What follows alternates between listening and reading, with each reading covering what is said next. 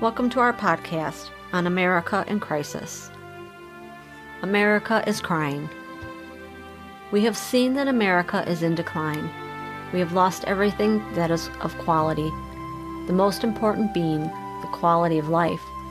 But life is not in goods or even jobs. No, quality of life is in life itself. America is crying. We are mourning over our loss. We have lost our sons and daughters, and even husbands and wives, and yes, also our babies. Between wars and the pandemic, to drugs, and increased violence on our streets and in our schools, we have been saddened by suicides, and yes, even abortions. America has had its sorrow. It has had its death. It was God who gave birth to America, and He taught her to walk. He protected her, blessed her with her great blessings, and America became strong. France gave her the Statue of Liberty, and she has held that torch for all these years. The torch was not just any torch. No, it was the light of God, who not only brought people to its light, but guided her through her dark times, until we begin to change. We kicked God out of our schools, out of our workplace, and the marketplace, and even out of our homes.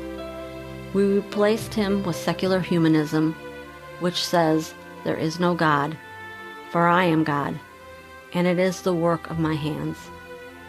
Deuteronomy 8:16 and 17 tells us this: "In the wilderness it was He who fed you manna, which your fathers did not know, in order to humble you, in order to put you to the test, to do good for you in the end.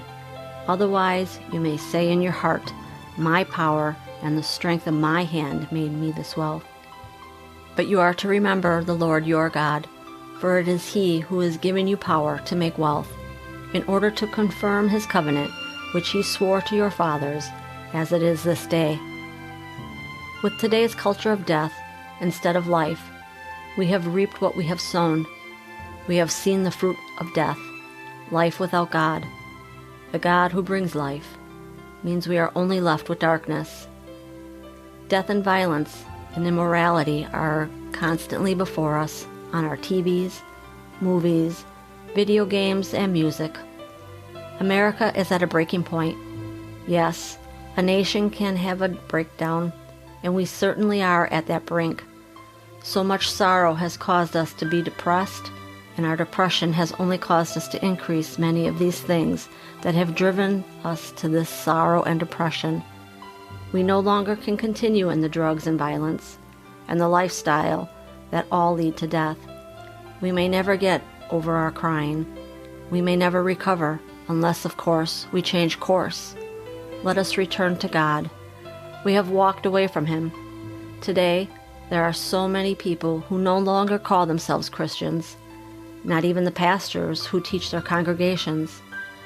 Jeremiah 1:16 says, "And I will pronounce my judgments against them concerning all their wickedness, since they have abandoned me and have offered sacrifices to other gods and worshipped the works of their own hands."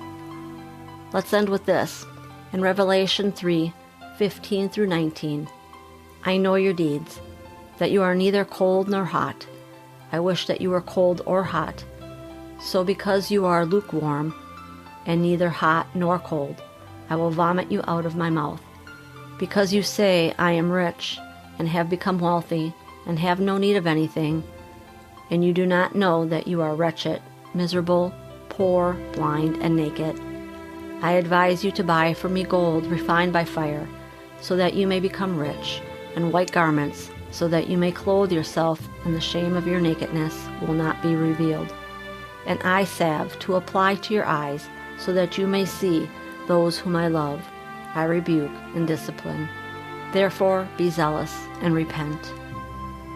America, let us hear what God has to say to us, and let us quickly repent and come back to the one who gave us birth and gave this country birth.